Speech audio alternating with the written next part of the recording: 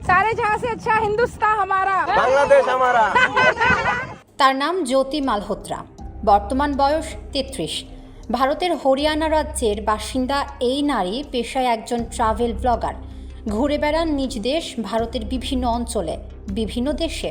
সেই বেড়ানোর গল্প তুলে ধরেন নিজের ইউটিউব চ্যানেল ট্রাভেল উইথ জ্যোতে। সেই জ্যোতি মালহোত্রা এখন বন্দী নিজ দেশের জেলখানায়।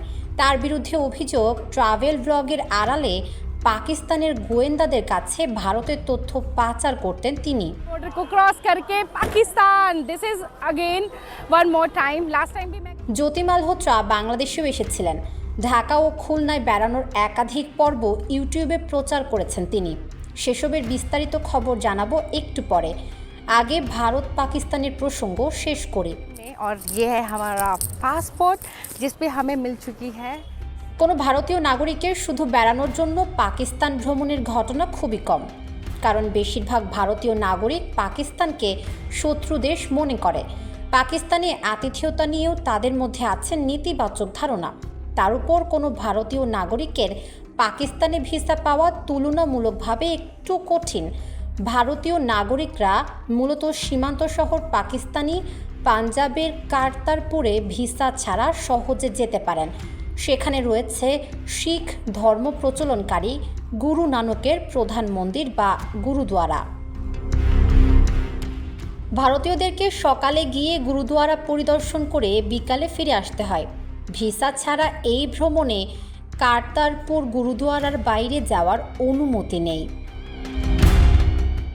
এত সব কঠিন বিধিনিষেধের পরেও কখনো কখনো ভারতীয় ট্রাভেল ব্লগাররা পাকিস্তান ভ্রমণ করেন। তেমনই পাকিস্তান ভ্রমণে গিয়েছিলেন জ্যোতি মালহোত্রা। প্রথমবার গিয়েছিলেন ভিসা ছাড়া, শুধু কারতারপুর গুরুদুয়ারায়।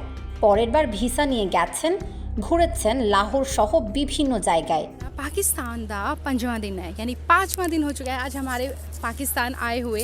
डे 1 ইউটিউবের সাধারণ দর্শকের কাছে জ্যোতি মালহোত্রার এই ভ্রমণ নিছকই আনন্দ নিয়ে বেড়ানোর, কিন্তু ভারত পাকিস্তানের সাম্প্রতিক সংঘাতের পর তার এই বেড়ানোর গল্পই হয়ে উঠেছে স্পাই থ্রিলার সিনেমার কাহিনী।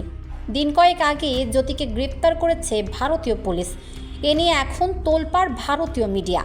প্রায় প্রতিদিনই জ্যোতিকে নিয়ে ছাপা হচ্ছে মুখরোচক সব কাহিনী। তার সাথে নাকি পাকিস্তানি গোয়েন্দাদের যোগাযোগের তথ্য পাওয়া গেছে। সেসব গোয়েন্দাদের কাছে নাকি তিনি ভারতের নানা রকম তথ্য পাচার করতেন।